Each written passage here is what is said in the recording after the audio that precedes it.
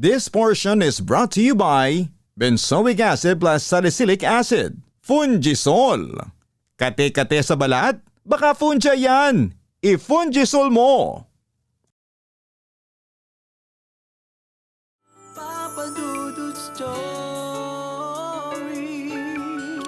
Dear Papa Dudut, huwag kalimutan na mag-like, mag-share at mag-subscribe.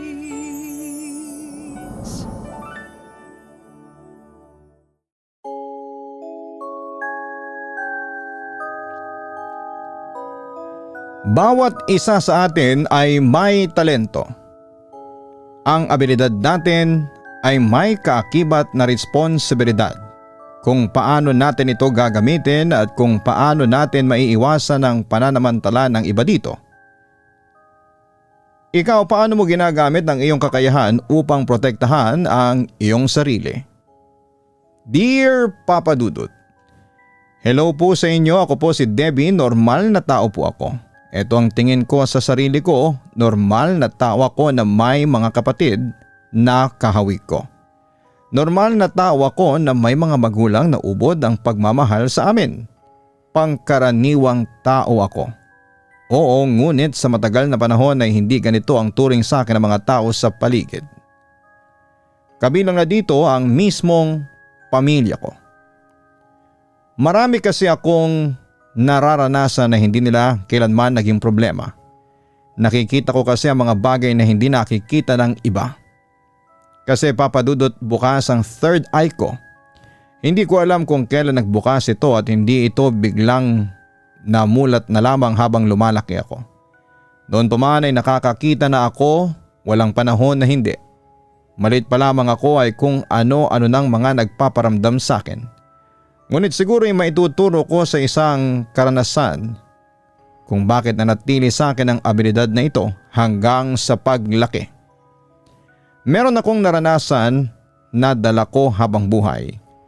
Kabilang dito yung unang alaala sa tanang buhay ko. Nagsimula ang lahat sa simula mismo ng aking buhay. Nasa ospital noon ang mama ko habang ang katawan ko'y nasa sinapupunan pa niya. Sa bahay sana niya ako balak na ipanganak kasama ang midwife. Ngunit dinala na siya sa ospital dahil nahihirapan na siyang ilabas ako.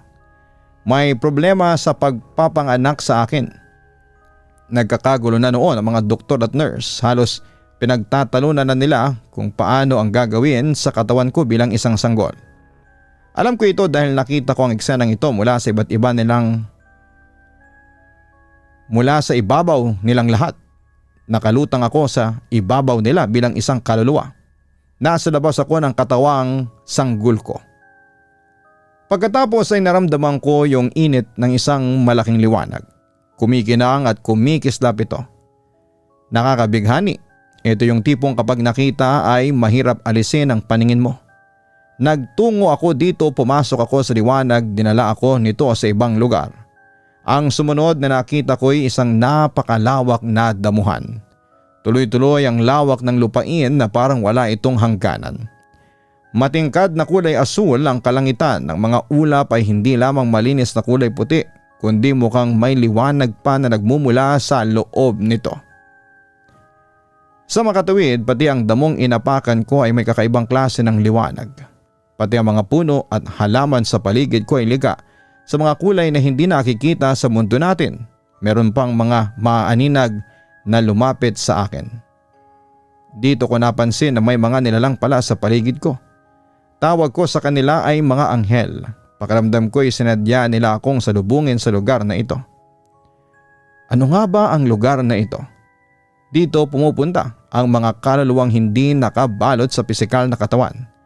Kabilang dito ang mga yumao na at pati na yung mga hindi pa ipinapanganak kagaya ko. Sa tingin ko ito ang tinatawag na langit. Hugis katawan sila ngunit likha sila sa malagintong liwanag. Pagkalapit nila ay nagtapat ang katawang liwanag nila sa akin.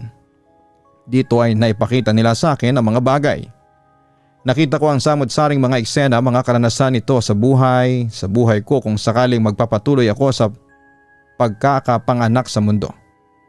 Pinapili nila ako kung gusto kong magpatuloy sa buhay ko o hindi. Pwede naman akong hindi na tumuloy. May pakiramdam sa lugar na yon na napakasarap. Komportable at maligamgam. Parang mainit na kape, wala silang panghuhusga sa akin. Walang problema dito, tila maayos ang lahat. Parang yakap mula sa mga taong nagmamahal sa akin. Ito yung tipo ng pakiramdam na ayaw kong layuan. Tumingin ako sa kanila at tinanong ko, paano kung hindi ako tumuloy? Nakita ko ang magaganap na eksena. Ang katawan ko ay lumabas mula sa sinapupunan ni Mama. Pinanganak niya ang katawan ng sanggol, hindi ito gumagalaw at hindi ito humihinga dahil sa wala na itong buhay. Ang mangyayari ay makukunan si Mama. Naramdaman ko ang matinding kirot sa puso niya sa pagkawala ko. Minahal na niya ako kahit na hindi pa niya ako nakikita. Kung tumuloy ako, interesadong tanong ko. Nakita ko ang eksena sa bahay, magiging bahagi ako ng isang malaking pamilya. Kahit madalas ay hindi kami magkakaintindihan, ipipilitin namin dahil sa pagmamahal na namumuo para sa isa't isa. Marami akong matututunan mula sa kanila at marami rin akong aral na mapupulot mula sa kanila. Naintindihan ko na magiging isang makabuluhang karanasan ang pagpapatuloy sa mundo kung sakasakali. Ipinakita pa sa akin kung paano ang mangyayari sa buhay ko, hindi ko lang maaalala pa ang detalye. Ang naalala ko lang ay ang mahalaga ang buhay kong ito. Tinanong nila ako, iisa ang tunog ng boses nila. Umuugong ito na parang kampana ng simbahan. Naramdaman ko ang vibration nito. Ano ang iyong pasya? Rinig ko mula sa kanila, Papa Dudut. Nginitian ko sila at naipakita ang ngiti ko sa pamamagitan ng katawang liwanag ko. Tumingkad ito lalo na parang apoy na ginatungan para lumakas ang pagliyab nito. Ipinakita nito ang determinasyon ko para sa mundong papasukan ko. Tutuloy ako, ang sabi ko. Lumiyab ng matindi ang liwanag nila. Kagaya ng sa akin na parang apoy na lumaki. Ipinakita nito ang pagrespeto nila sa desisyon ko. Ang liwanag nila ang huli kong nakita sa karanasang ito. Ito rin lamang ang naalala ko. Ang kwento sa akin ni Mama noong pinanganak ako ay nagmukha akong talong mula sa pagkakaitim ng balat ko. Bumalot pala ang umbilical cord niya sa leg ko at doon ako nasakal. Kung hindi pa raw siya nagpa-opera ng cesarean ay baka hindi ito naagapan at tuluyan akong mawawala. Mabuti na lamang raw at naabutan nila akong may buhay. Tuwing naiisip ko ang kwento ni Mama, kasunod kong naalala ang pagpapapili sa akin ng mga anghel. Kung nagpa siya akong hindi na magpatuloy sa buhay kung ito ay baka hindi pa rin ako naagapan. Maabutan pa rin nila yung katawan ko ng walang malay, hindi humihinga at hindi kumikibo. Sa tingin ko ay naroon rin ang mga anghel sa ospital ng sandaling yon. Tinulungan nila sina Mama at ang mga tauhan ng ospital kaya napanatiling may buhay ang katawang sanggol ko. Noong bata pa ako, Papa Dudut, ang akala ko ay lahat ng tao ay naranasan yung naranasan ko. Akala ko ang lahat ay naaalala ang kabilang buhay. Akala ko ang lahat ay nakakakita ng mga anghel.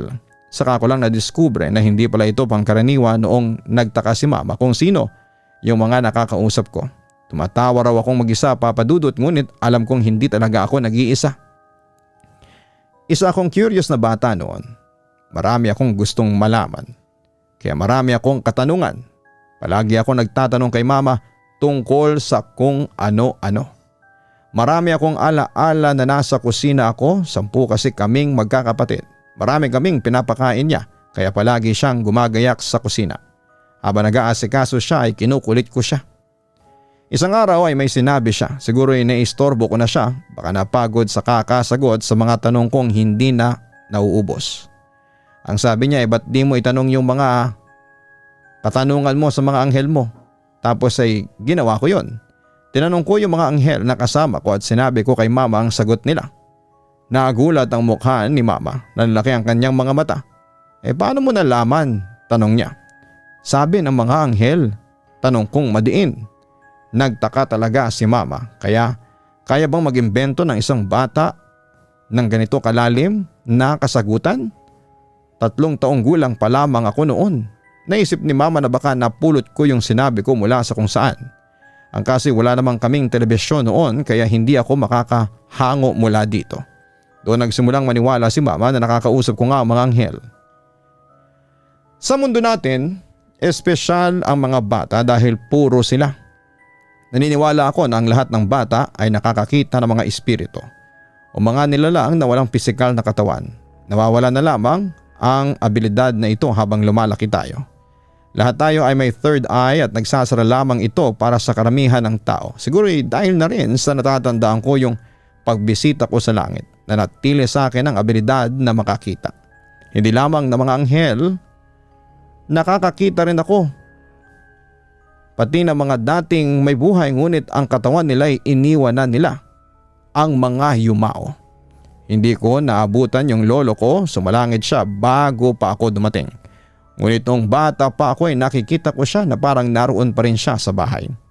Magkasama kami naglalaro ng habulan. Tuwing naglalaro kami palagi niya akong nahahabol. Kapag naabutan na niya ako ay dumadapa ako sa sahig at saka niya ako kikilitiin sa bewang. Nararamdaman ko yung pagkiliti niya sa akin. Ay, nahuli mo na naman ako, lolo, ang sabi ko. Ang liksi mo talaga, Debbie, sagot niya sa akin. Hihihi. Tawa ko. Tuwing kasama ko si lolo ay hindi nawawala ang ngiti ko. Minsan naroon ang isa kong ate, napansin niyang tumatawa ako. Sa paningin niya ay nag-iisa lamang ako. May kalaro ka ba? Tanong niya sa akin. Ang mukha niya ay magkahalong nagtataka at nag-aalangan. Oo, sagot ko. Tumigil sa pangingiliti sa akin si lolo at saka siya tumingin kay ate.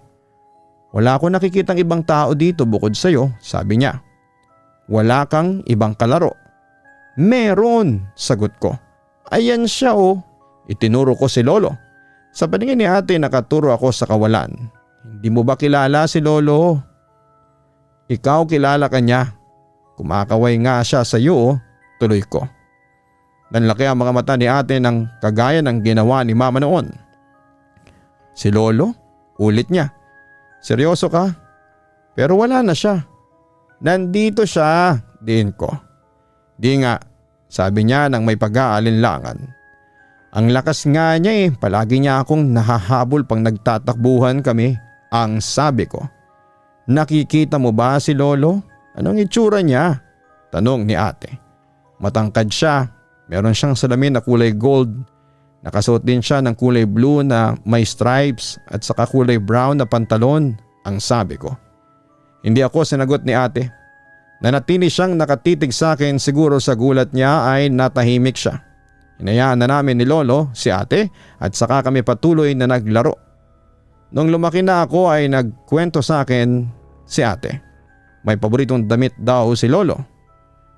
Yun nga yung damit na pang-opisina na blue stripe polo at brown slacks. Hindi ko dapat alam yon dahil hindi ko naabutan si lolo. Pero dahil nasabi ko yung paboritong damit niya ay naniniwala si ate na si lolo nga yung nakita ko. Ang third eye na nakadilat ay isang uri ng kapangyarihan. Nakapagbibigay ito ng benepisyo ngunit maaari rin itong makapagpahamak. Anumang kapangyarihan ay lapitin ng masasamang loob. Sa kaso ko ay hindi ko maipikit ang espiritual na mata ko. Hindi ko kontrolado ang kakayahang ito, papadudot sadyang nakikita ko ang iba't ibang klase ng espiritu. Mabubuti man sila o sa kasamaang palad ay masasama. Kagaya ng mga tao, iba't iba ang ugali ng mga espiritu. Marami akong nakikitang mga kaluluwa na hindi nanggugulo sadyang naroon lang sila. Hindi sila naiiba sa mga tao sa labas na hindi natin kilala. Hinahayaan ko sila at hinahayaan nila ako. Kapag nakakasalubong ko ang mga salbahe, doon bumabaliktad ang mundo ko. Ang mga salbaheng multo ay mahilig manakot sa mga bata. Dahil sa purong diwa ng mga bata, hindi pa sila dumarating sa punto na nagdududa sila sa presensya ng mga multo. Kung ano nakikita nila, ayon ang katotohanan. Madalas ay nakikita ng mga bata ang mga multo. Ang mga multo naman ang laking tuwa na may nakakapansin sa kanila. Ngayong malaki na ako, alam ko na ang ginagawa nila ay pambubuli. Wala silang pinagkaiba sa mga tao na siga. Kulang lamang sila sa pansin at nakukuha nila yung atensyon mula sa mga bata kapag mas lalong kinakatakutan. ang mga multo ay mas lalo silang ginaganahan. Ngunit nung bata pa ako ay hindi ko pa naiisip na sila yung may pagkukulang sa ugali nila. Ang alam ko lang noon ay takot na takot ako sa kanila. Minsan ay nakakaramdam ako ng tapik sa balikat ko, paglingon ko ay may 3 sa kanila na mga multo. Magkakasama, ngunit yung isa naman may ulo ng aso at katawan ng tao. Maligalig na nagwawagayway ng buntot niya. Lumitaw ang mga ngipin niyang parang may pangil na katulad ng sa mga aso. Uy, naramdaman ng bata yung tapik ko. Sigaw ng mukhang aso. Wahahaha! Awu! Ang ingay mong tumahol. Tumigil ka ngang hayop ka, sakit sa tenga eh. Putik! Sagot sa kanya ng isang multo na kulukulubot ang balat. Mukha siyang nasobrahan sa pagtanda.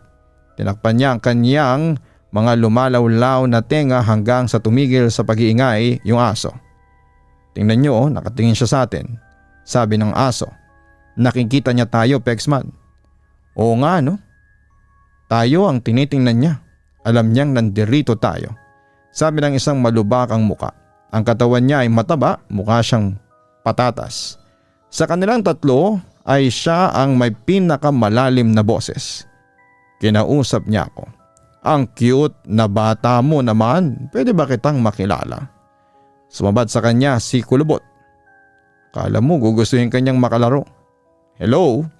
Nakita mo na ba yung itsura mo sa salamin? Tingnan mo ang pagmumukha mo. Ha ha ha. Ano namang problema sa itsura ko? Sagot nung mukhang patatas. Ikaw nga sobrang tanda mo. Wala nang natira sa mukha mo kundi puro linya. Mukha kang gusot-gusot na damit na hindi nilabhan ng 10 dekada. Laba-laba din pag may time. Ha ha ha. Sabayan mo na rin ang plancha, boy. Ha ha ha. Sabay tawa ng mukhang aso. Nagtawanan sila maliban kay Kulubot na napikon. Malakas na hinampas ni Kulubot ang mga ulo nila Patatas at aso.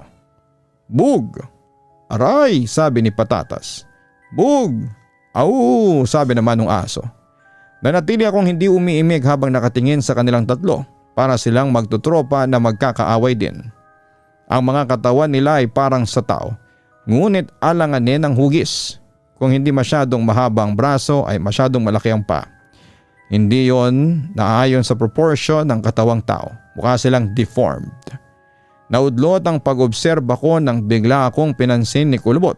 Tiningnan niya ako ng masama. Hoy bata, anong tinitingin-tingin mo dyan? Iniisip mo ba na pangit ako? Pwe, kala mo lang maganda ka. Tingnan mo nga yung itsura mo, sabi ni Kulubot. Ang liliit mo. Anong binatbat mo? Malaking nilalang si Kulubot. Nakatingala ako habang nakatingin sa kanya. Kumpara sa batang ako ay para siyang higante. Naramdaman kong nanlamig ang mga palad ko kahit na mahigpit kong sinarado ang mga ito. Nataranta ako sa kanya ngunit nilabanan ko ang sarili kong kaba at nanatiling nakatayo sa pwesto ko. Unti-unting bumanat ang balat ni Kulubot at saka siya patuloy na lumapad at humaba. Lumaki pa siya lalo. Inilapit niya ang mukha niya hanggang sa tumapat ito sa harapan ng mukha ko. Ngumiti siya. Hindi ito ngiti ng saya. Ngiti ito ng nilalang na natutuwa sa pagkakataong ipamukha na sampid ako kumpara sa kanya. Ginusto kong patunayan na hindi ako kagaya ng inaakala niya. Hindi ako sampid. Kaya nanatili ako sa harapan niya. Nagtitigan kami at pinakiramdaman ng isa't isa sa loob ng ilang mahabang segundo. Hanggang sa lumingon siya sa kanyang likuran. Napatingin din ako sa kung saan siya nakamasid. Narinig ko ang tunog ng mabagal na paghiyapak. Tug, tug, tug. Nagtinginan ang 3, nangangarag na sila. Ayan na si boss, tarantang sabi ni aso. Nagmadali silang tumabi sa isa't isa hanggang sa nakatayo sila na mukhang isang diretsong linya. Dali-dali nilang inayos ang mga buhok at damit nila. Pumalapit ang paghiyapak at lumakas ang tunog nito. Tug, tug, tug. Dumating ang isang multo. Siya ang pinakamatangkad sa kanilang lahat. Buhaghag ang mabuting buhok niya sa kanyang ulo. Mapayat siya at matutulis ang itsura ng mga buto niya kagaya ng sa balikat, siko at tuhod. Matalas ang kanyang muka mula sa haba ng kanyang baba. Ang balat niya ay namamalat na mukhang magaspang nakaliskis.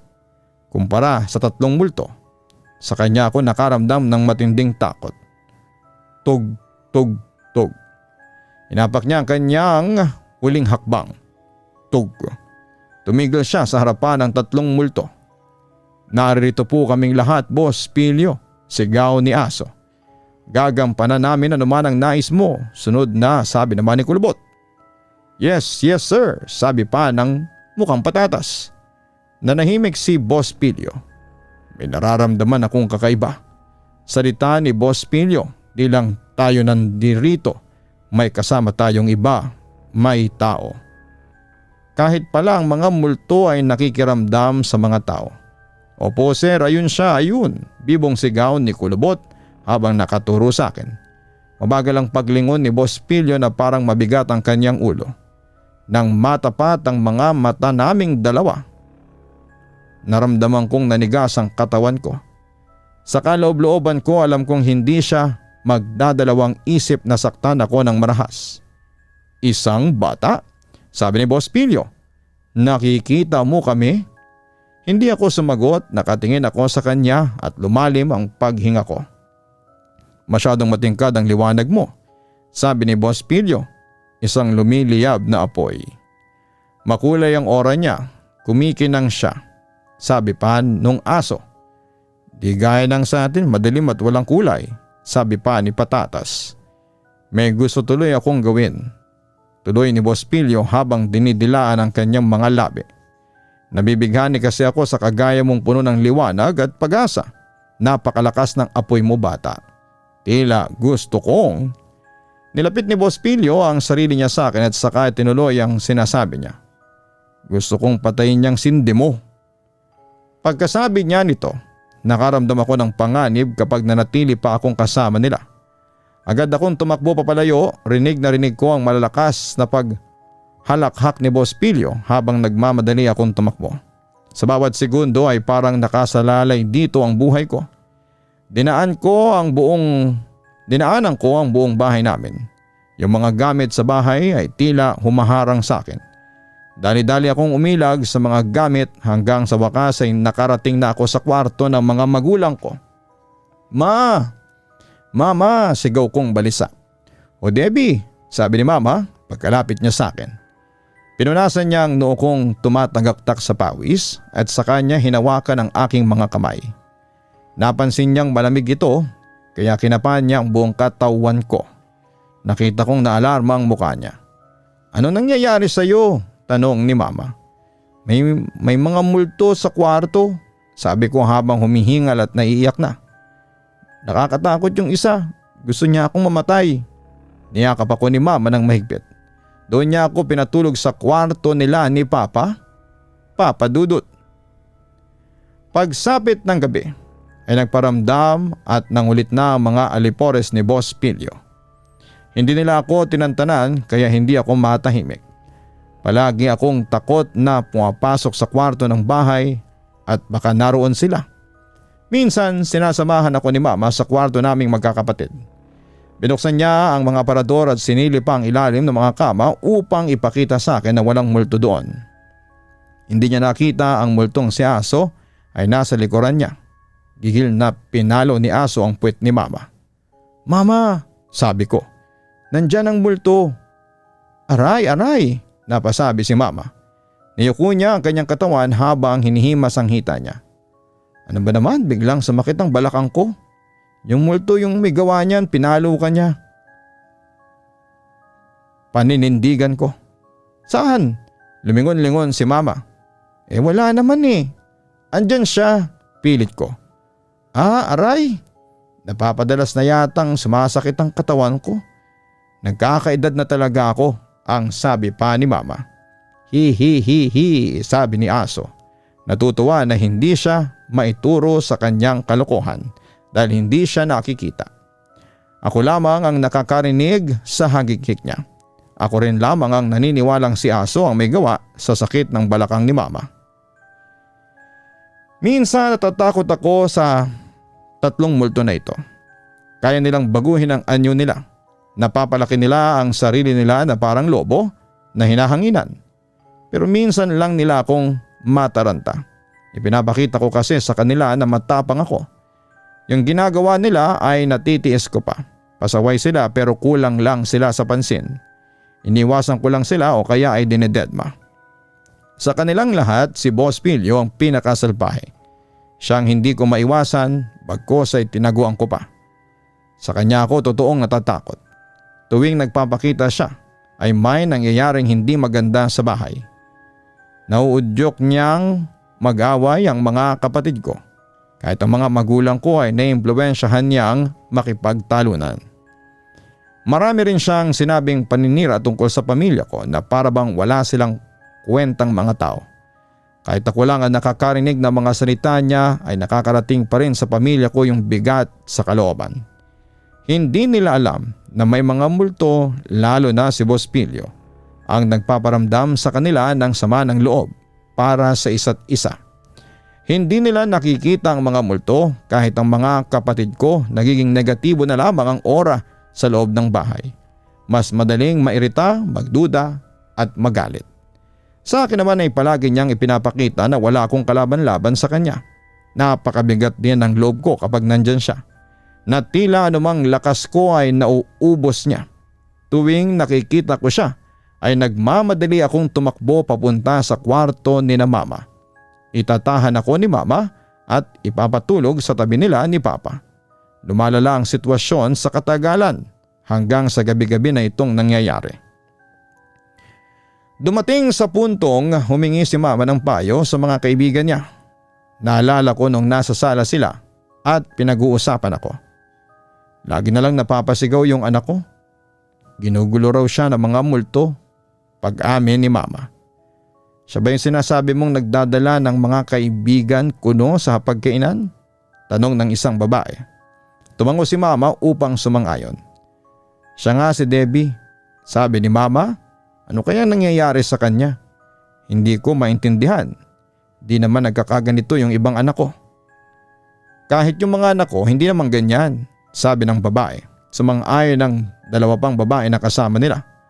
Kahit sa akin, sabi ng pangalawang babae. Kaya nga, sabi ng pangatlo. Kakaiba si Debbie. Mari, wag mo tong mamasamain ha, sabi ng pangalawang babae. Pero di kaya baka ganun nga, sabat ng pangatlong babae. May sinenyas siya. Itinuro niya ang sarili niyang ulo sa gilid pagkatapos gumuhit ng paikot gamit ang hintuturong daliri. Pinapahiwatig niya na may problema ako sa pag-iisip. Nakita ko nasaktan ang mukha ni Mama, nasaktan siya sa pananaw ng mga kaibigan niya tungkol sa akin. May alam akong ospital kung saan siya pwedeng dalhin, sabi ng una. Huminga ng malalim si Mama at saka siya nagbuntong hininga. Hay, hindi ko alam ang gagawin, sabi ni Mama. Inilapat niya ang kanyang palad sa mukha niya. Halatang problemado siya. Kinagabihan noon at pati sa mga sumunod na gabi ay naroon pa rin ako at natutulog sa kwarto ni na Mama. Nang nalimpungatan ako ay sinilip ko si Mama. Wala siya sa tabi ko. Wala siya sa higaan at nakita kong nasa gilid siya nito. Nakalod siya sa sahig, nakapatong ang mga kamay niya sa kama. Ang 2 kamay niya ay nakatapat sa isa't isa at nakaturo pa itaas. Nakatungo ang kanyang ulo at nakapikit ang kanyang mga mata. Mataimtim siyang nagdarasal. Tulungan niyo po ako, Panginoon. Rinig kong bulong niya. Kung paano yung gagawin ko para kay Debbie. Kinaumagahan nilapitan ako ni Mama. Debbie, bungad sa akin ni Mama. Ano po yun? Sabi ko. May sasabihin ako sa iyo, sabi niya. Tumalo ng puso ko. Kinabahan ako dahil alam kong mahalaga ang sasabihin niya sa akin. Tiningnan niya ako sa mga mata, pilit niya akong inunawa. Hindi ko alam yung nangyayari sa iyo, sabi niya. Hindi ko alam kung bakit takot na takot ka pero inayos ni Mama ang buhok ko. Sinabit niya ang mga ligaw na piraso ng bangs ko sa likod ng aking tenga. Hindi niya inalis ang tingin niya sa akin. Pero alam kong matino ang pag-iisip mo, normal kang tao. Hindi kita dadalhin sa kung saan, nak. Hindi kita pababayaan, ang sabi niya. Kahit sa murang edad ko ay naintindihan ko siya. Ibig sabihin ni mama ay hindi niya ako dadalhin sa mental hospital. Kahit nahihirapan siya sa akin, makakasama ko pa rin siya. Niyakap ako ng mahigpit ni mama. Niyakap ko rin siya at naramdaman kong masaya ang loob ko. May tuturo ako sa iyo, Lika. Ilabas mo yung mga kamay mo, sabi ni mama. Nauna si mama na ilabas ang mga kamay niya. Ang dalawang palad niya ay nakaharap pa itaas. Ginaya ko siya. Ayan, sabi niya. Tapos iangat mo yung kabilang kamay mo ganito. Inangat niya ang kanyang kanang kamay at saka tinaob ang palad hanggang sa nakaharap na ito pa ibaba. Tinapat niya ang kanyang magkabilang palad. Ginaya kong muli siya. Nagmukha kaming may hinahawakan sa ere. Ngayon isipin mo na may liwanag sa gitna ng mga palad mo, sabi pa ni mama. Opo, sabi ko. Isipin mo na lumaki yung liwanag, sabi niya. Pinalaki ko ang liwanag sa mga kamay ko at lumaki rin ang liwanag ng kay mama. Ayun oh, meron na tayong mga bola ng liwanag sa mga kamay natin. Malugod na sabi pa ni mama. Nabasa ko sa mukha ni mama na hindi niya nakikita itong mga liwanag. Nagpapanggap lamang siya para sa akin. Nagkunwari siyang nakikita niya ito. Pero ako'y nakikita ko talaga mga bola ng liwanag. Ang gaganda po nila, sabi ko. Nakikita mo sila? Tanong niya. Opo, sabi ko. Hindi ko na binalik ang tanong ko kay mama. Alam ko naman ang sagot. Kapag may manggugulo sa iyo, eto ang sandata mo. Lumika ka ng bolang liwanag tapos ay ibato mo sa kanila. Payo pa ni mama. Inangat ni mama ang dalawang kamay niya, bitbit ang kanyang bolang liwanag at saka siya nag-asta na may ibinabato siya. Nakita kong humarurot ang bola papalayo, mukha itong basketball na itinira niya.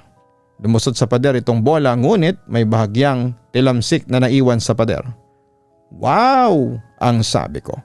O ikaw naman, sabi niya. Sabi ko habang binubuhat ang bola ng liwanag at inihagis ko ito. Ga! Sigaw ko. Lumayo mula sa akin ang bola at lumusot din ito sa pader. Pagkahagis ko nito ay saka ko napansin na may init na nawala mula sa mga kamay ko. Mainit-init pala ang bola ng liwanag. O diba? Sabi ni mama. Habang nakangiti sa akin, pwede kang gumawa ng kahit na ano. Kahit gaano karami pa niyan. Tirahin mo lang ang mga masasamang espiritu para layo ang kanila. Opo, ayos po to. Thank you mama, sabi ko. Nagkaroon ako ng pag-asa. Niyakap ko siya para patuloy siyang pasalamatan. Papadudot sa palagay ko'y nahango ni mama ang kanyang inspirasyon mula sa kanyang pagdarasal. Dito niya naisip ang tungkol sa bola ng liwanag. Muling sumapit ang gabi, muling dumating ang paboritong oras ng mga multo upang manggambala. Maingat pa rin akong naglakad sa bahay, ayaw ko pa rin makita ang mga multo. Ngunit sinadya kong hanapin sila upang tapusin ang panggugulo nila. Kapag magkakasalubong kami, handa na ako. Nagpunta ako sa kwarto ni na mama, wala sila. Sunod ay dumaan ako sa sala, wala ring multo dito. Pumunta ako sa kusina, naroon si Patatas kumakain. Anong ginagawa mo? Tanong ko sa kanya. Ha? Sabi ni Patatas. Ikaw pala yan bata. Kumakain ako. Pero wala ka namang katawan. Sabi ko, paano ka kumakain? Tinignan ko ang lamesa, may pandesal sa plato. Naiwan siguro to ni Papa sa isip ko. Babalikan niya yan mamaya kasabay ng kape. Dinakot ni Patatas ang pandesal. Walang pagbabago sa pisikal na anyo ng pandesal at naroon pa rin ito. Ngunit may nakukuha si Patatas sa liwanag mula dito. Tila kinakain yon yung lagyo ng tinapay. Ang sarap talagang kumain, nakakamiss. Sabi pa ni Patatas. Buti pa kayong mga tao, nalalasahan ninyo ang mga pagkain. Ako matagal na akong di nakakatikim nito. Itong ginagawa ko, nakukuha ko lang yung konting enerhiya mula dito. Maramdaman ko lang na nakakakain uli ako, masaya na ako. Tiningnan ko siya ng matagal tapos ay nagsalita ako. Gusto mo na bang makatikim muli ng pagkain? Dapat siguro'y maging tao ka ulit, sabi ko. Gano'n na nga, sabi niya. Kaso naging salbahe ako nung tao pa ako.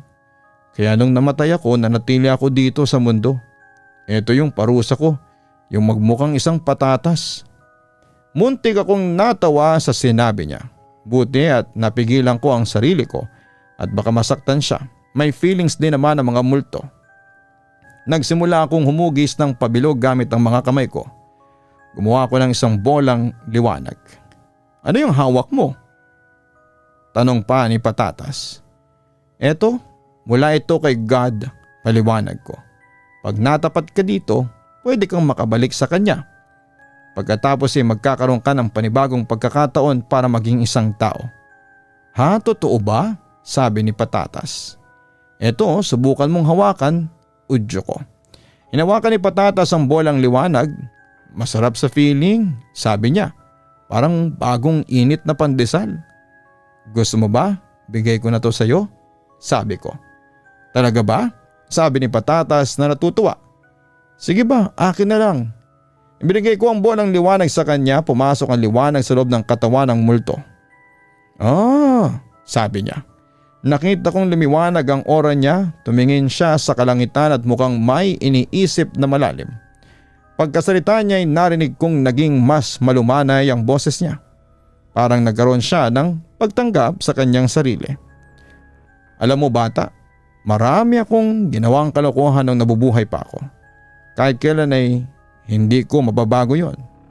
Kasama na sa pagkatao ko yung mga nagawa ko. Pero siguro kapag umulit ako sa isa pang buhay, makakabawi ako sa mga napahama ko. Sabi pa niya. Nanatili akong tahimik na nakikinig sa kanya. Alis na ako. Salamat sa liwanag na binigay mo. Hindi ko yun makakalimutan, sabi pa niya. Tumayo siya mula sa upuan at kumaway sa akin. Pagkatapos ay lumusot siya sa pader, hindi ko na siya nakita pa. Tumuloy siya sa reincarnation para maging taong muli. Napatulala na lamang ako sa mga nangyari. Maya-maya pa ay dumating si Papa sa kusina, pumwesto siya sa lamesa at saka kumagat sa pandesal. Sumimangot ang mukha niya. Pwe, ano ba naman tong tinapay? Sabi ni Papa. Matigas na, wala pang lasa. Ang sunod na pinuntahan ko ay ang banyo. Nakalak ang pintuan nito. Narinig kong nakabukas ang shower, nasa loob si ate naliligo. Sa pader ng banyo ay may kalahating katawan ng multong si Kulubot. Nakatihaya ang puwit niya sa labas ng pader habang ang isang kalahati niya ay nakatagos paloob. Bali ang ulo niya ay nasa loob ng banyo. Saglit akong nagtaka kung anong ginagawa niya, saka ko naisip na namboboso si Kulubot kay ate. Anong ginagawa mo? Sinisilipan mo si ate habang naliligo siya, bastos ka, sigaw ko. Hi, hagik-hik ni Kulubot. Debbie, ikaw ba yan? Tama bang narinig ko? May sumisilip sa akin? Sabi ni ate. May echo ang boses niya mula sa loob ng banyo. Paalisin ko na siya. Sigaw ko kay ate at saka tumingin sa puwet ni Kulubot. Yun lang kasi ang nakikita ko sa katawan niya. Tigilan mo na nga yan. Pilit ko kay Kulubot. Wala ka nang pakialam sa trip ko bata, sabi pa ni Kulubot. Uminit ang ulo ko sa kanya. Gumawa ko ng bolang liwanag at binato ko ito sa puwet niya. Ouch! What the hell? Sabi pa ni Kulubot. Hinugot niya ang katawan niya mula sa kabilang bahagi ng pader. Nakita kong muli ang buong katawan niya. Ano yun? Ang sakit. Salbahe ka. Ayoko sa'yo, sigaw ko. Gumawa ako ng maraming bolang liwanag at walang tigil na inihagi sa kanya ang mga ito. Aray! It hurts, you know, sabi pa ni Kulubot. Di yan ang sinabi ni Patatas nung natanggap niya ito. Nasarapan siya sa liwanag, sabi ko. Kakaiba naman ang trip ng mokong na yun eh, sabi pa ni Kulubot habang hinaharang ang katawan niya gamit ang kanyang mga braso. Mas kakaiba yung trip mo. Huwag mong guluhin ang ate ko. Hindi ko welcome dito. Lumayas ka sa bahay namin, sabi ko. Binatuhan ko na naman siya ng bolang liwanag. Ang hapdi! Tama na! Sabi pa ni Kulubot. Tumakbo siya papalayo. Wag na wag ka nang babalik dito, sigaw ko. Napansin kong nawala yung ingay ng nakabukas na shower mula sa banyo. Huminto pala si ate sa pagligo. Ate, okay na. Ituloy mo na yung shower mo. Wala na yung sumisilip sa'yo. Pinaalis ko na siya. Pinagmamalaki kong sinabi. Ha ha ha. Sige be, sabi mo yan eh. Nailang na sagot sa akin ni ate. Naniniwala si ate sa third eye ko. Kaya naniwala rin siyang may nanonood nga sa kanya sa banyo. Nawalan siya ng gana at di na lang niya tinapos ang pagligo niya. Inihanda ko ang sarili ko sa pagharap kay Boss Pilio. Tumalab ang bola ng liwanag sa dalawang multo, pero kay Boss Pilio sasapat kaya ito. Inikot ko ang bahay, hindi ko siya nakita. Pagkatapos ay pumunta ako sa kwarto naming magkakapatid. Hinanap ko siya sa mga sulok at sa mga aparador. Wala rin siya dito. Nagtaka ko. Madalas kasi siyang nandito dahil sa akin.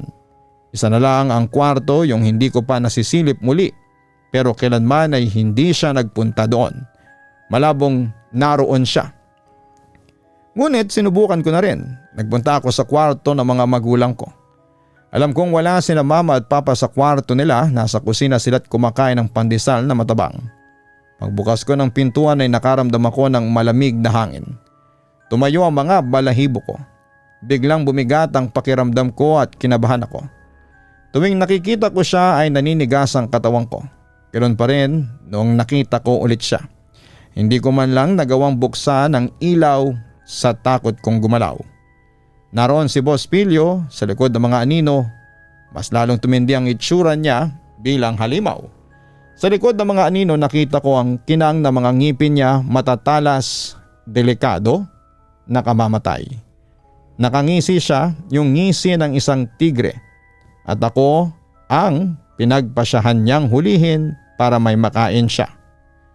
Lumapit siya sa akin, muli kong narinig ang bawat takbang niya na mabibigat. Tog, tog, tog.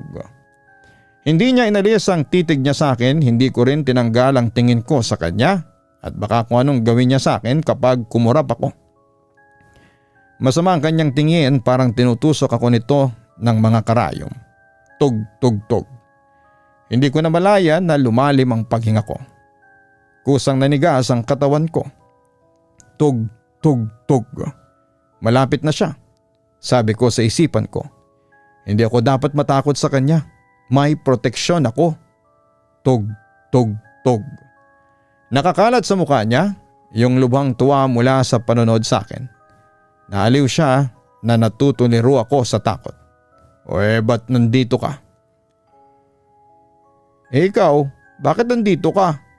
Nanginginig ang boses ko. Kwarto to ni na mama at papa. Napatigil siya sa paglalakad at napatawa pa siya. Wahahaha. Kwarto nila kamo? Hindi naman nila ako pinagbabawalang pumasok dito, ang sabi niya.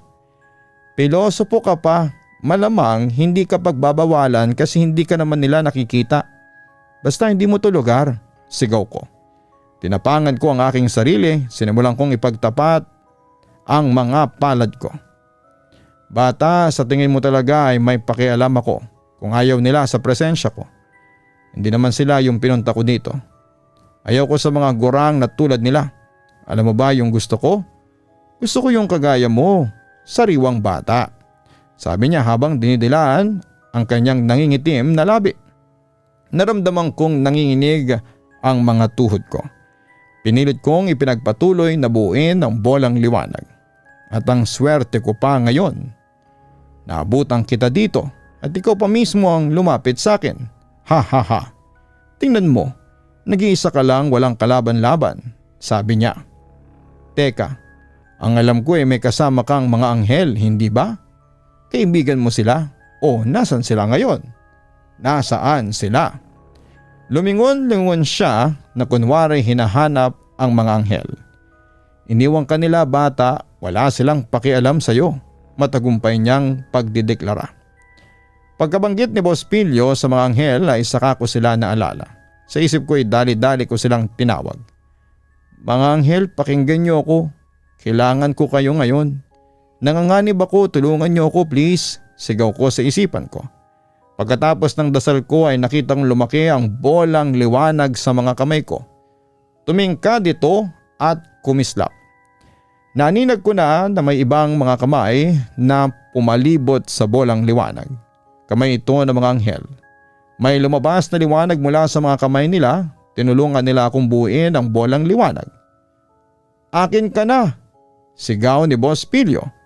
Nakaangat ang mga braso niya. Nakastang aagawin ako. Inangat ko ang bolang liwanag at saka ko ito tinangka kay Boss Pilyo. Huwag kang lalapit sa akin, sigaw ko. Kung hindi masasaktan ka. Tiningnan niya ako ng masama, Papa Dudut. Kasama ang bolang liwanag at natawa pa siya lalo. Sa sobrang pagtawa niya ay napanganga siya hanggang sa nakita ko ang kanyang ngalang-ngala. At ano naman yan? Ha. Laruan mo? Akala mo'y may magagawa yan? Sige, gamitin mo yung baril-barilan mo. Pantutokso pa niya. Kaakibat ng buong puwersa ko ay binato ko ito kay Boss Pilyo. Tinamaan ito ang pusod niya. Napatigil siya mula sa paglapit sa akin na natili siya sa kinakatayuan niya. Nanlaki ang mga mata niya at natulala pa siya. Inilapat niya ang kanyang kamay kung saan ko siya tinamaan. Mukhang seryoso ka, bata, sabi niya habang humihingal. Tinabi niya ang isang kamay niya sa gilid ng kanyang bibig at saka humiyaw ng napakalakas. Sigaw niya. Narinig ko ang hakbang nang tumatakbo papalapit sa aming dalawa. May lumundag papasok sa kinakaroonan namin, ang multong katawang tao at ulo ng aso. Si aso? Sa isip ko. Boss, nandito ako para maglingkod sa iyo. Tinawag mo po kami, sabi ni aso. Lumingon-lingon si aso sa paligid. O asa yung dalawang mokong na yon, sabi niya. Ba't nag-iisa lang ako? Di bali boss, maasahan mo pa rin ako. Heto na ako, shield mode. Tumayo si aso sa harapan ni Boss Pilyo at ibinuka ang kanyang mga braso na parang nakikipaglaro sa patintero. Nakapulupot si Boss Pilyo habang mahigpit na nakakapit sa kanyang pusod. Halatang nasaktan siya sa bolang liwanag na binato ko. Etong sayo, sigaw ko, nagbato ako ng bolang liwanag kay aso na tamaan siya sa kanyang balakang. Aray ko po, para kong hinampas ng mainit na kawali, sabi ni aso. Tumupi ang buntot niya at pumagitna sa loob ng kanyang mga hita. Binatuhan ko pa si aso hanggang sa lumayo siya at hindi na nakaharang sa pinagsisilbihan niya. Muli kaming nagtapat ni Boss Pilyo, nakaramdam ako ng tapang para labanan na siya. Mula sa kislap ng takot na dumadaan sa kanyang mga mata, nakita ko kung sino talaga siya. Anong akala mo sa sarili mo, bata? Nakaya mo ang isang katulad ko? Pag nawala ka ngayon, akala mo ay may maghahanap sa iyo? Tingin nga sa iyo ng pamilya mo ay baliw ka. Alipusta niya sa akin. Ganito lamang ang kaya niyang gawin, Papa Dudut. Yung magpahina ng loob ng iba. Ganito siya kumuha ng lakas, yung inaagaw niya ito mula sa mga may angkin nito. Ngunit alam ko nang hindi ito totoong kalakasan, kundi pagkasadista lamang. Maitim ang puso niya kaya wala siyang ibang alam na gawin. Ang alam lang niya ay ang maging miserable ang sinumang makasalamuhan niya, ang manira ng iba upang pagtakpan ng sarili niyang anyo na sirang-sira na. Hindi ako mananatiling biktima niya. At ikaw, sigaw ko kay Boss Pilyo, ito ang para sa lahat ng puwersang binigay mo sa pamilya ko. Inangat ko ang bolang liwanag. Naramdaman kong pinalaki ito lalo ng mga anghel. Sigaw ko pagkabato ko ng bola kay Boss Pilyo. Sinubukang umilag ni Boss Pilyo ngunit natamaan pa rin siya sa muka. Sumabog ang kanyang puting buhok at nagsitayuan ang mga hibla nito mula sa kanyang ulo. kasama pa ng payat niyang katawan. May imahe na pumasok sa isipan ko. Tila nagmukha siyang sipilyo. Tawag ko sa kanya. Itinuro ko ang mukha niya at hindi napigilan ang pagtawa ko. Mukha ka ng sipilyo. Si Boss Pilyo, mukhang sipilyo. Nakarinig ako ng hagik-hik sa tabi. Natawa rin pala si Aso. Sipilyo si Boss Pilyo. Sipilyo. Wahahaha. Aba mahusay, nice one. Katunog nga naman ang pangalan mo, ang Sipilyo boss. Tapos mukha ka ring toothbrush. Sabi pa ni Aso. Manahimik ka. Piko na sigaw ni Sipilyo. Lagot ka sa akin. Mabilis na tumakbo si Aso papalayo, hinabol siya ni Sipilyo. Tumago sila sa pader papalabas ng bahay. Tug tug tug tug. Au! Ang ungol naman ni Aso. Yan ang tawag ko sa iyo, Sipilyo. Sipilyo. Humina ng humina ang tunog ng paghahabula ng dalawa hanggang sa mawala ito. Nanumbalik muli sa katahimikan ng kwarto ni na Mama at Papa. Pagkatapos nun ay hindi na muling bumalik pa ang 4 na multo. Sa wakas ay naging mapayapa na ang buhay naming lahat sa bahay. Papadudot, bumalik ako sa pagtulog sa kwarto naming magkakapatid. Hindi ko na rin ginugulo si Mama tuwing gabi. Nagpatuloy ang buhay ko ng normal. Nakakakita pa rin ako ng multo, hindi naman kasi napipikit talaga ang third eye. Ang pinagkaiba sa dati, hindi ko na hinahayaan na gambalain pa ako ng mga espiritu. Kapag may makukulit man, ay pinakikitaan ko sila ng bola ng liwanag bilang babala. Dito'y nasasabi kong may laban ako sa kanila. Naipapakita ko sa mga kaluluwang ligaw na hindi ako magpapaalipusta. Ang mga anghel naman, ramdam ko sila palagi. Hindi man sila palagi nagpapakita, ngunit alam kong nandyan lamang sila. Naniniwala ako na ang lahat ng tao ay binabantayan ng mga anghel. Tawagin lamang sila at darating sila, tutulungan nila tayo. Habang lumalaki ako ay pinagkalat ko sa lahat ng nakikilala ko ang tungkol sa bola ng liwanag. Nais ko rin kasi na magkaroon sila ng sarili nilang proteksyon. Ngunit sinabihan ako ni Mama na ituring ito bilang isang sikreto. Hindi kasi lahat ng tao ay makakaintindi nito. Bagkus ay hindi maiiwasang may manghusga sa akin. Piliin ko raw ang pagsasabihan ko ng tungkol dito. Nagpapasalamat ako sa kagaya ng programa ninyo, Papa Dudut, na nagsisilbing plataforma sa mga kwento ng kagaya ng sa akin. Dahil anonymous ako dito, mas malaya akong maibahagi ang mga nalalaman ko. Mas wala akong takot na mahusgahan. Peace be with you all. Debbie. Sa buhay ay meron talagang mga salbahe. Kung makasalimuhan natin sila, maaari nating piliin ang tumapang at tumibay upang maiwasan ang pananakit nila. Panindigan nating mahalaga tayo dahil ito naman ang katotohanan. Nararapat tayo dito sa mundong ito. Salamat sa inyong suporta sa Papa Dudut channel sa Spotify at sa YouTube. Hanapin ang Kaistorya YouTube channel para sa ibang mga kwentong kababalaghan. At ganoon din po ang Papa Dudut Family YouTube channel. Maraming salamat po sa inyong lahat.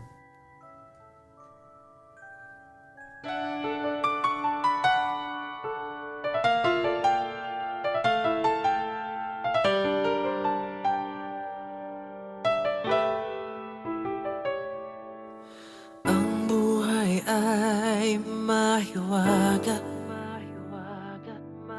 laging may lungkot at saya. Sa Papa Dudut Stories, laging may karamay ka.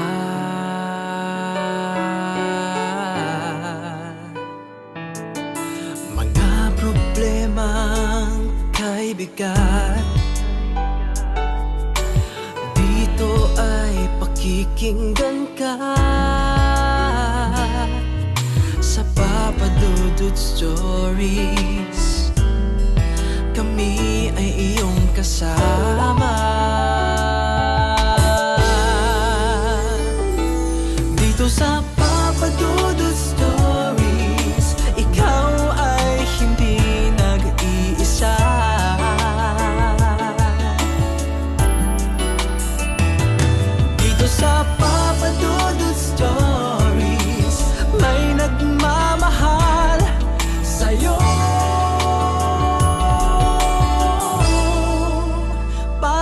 Dudut Stories.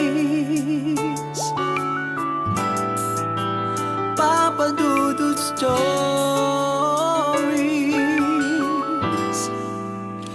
Papa Dudut Stories.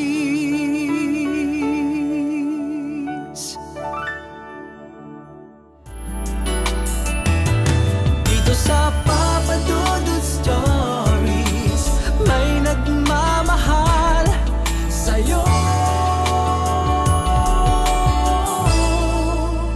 Papa Dudut Stories. Papa Dudut Stories. Hello mga ka-online, si Papa Dudut po ito.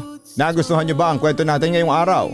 Pwede kayong mag-post ng inyong mga komento at huwag din kalimutan na mag-like, mag-share at mag-subscribe. Maraming salamat po.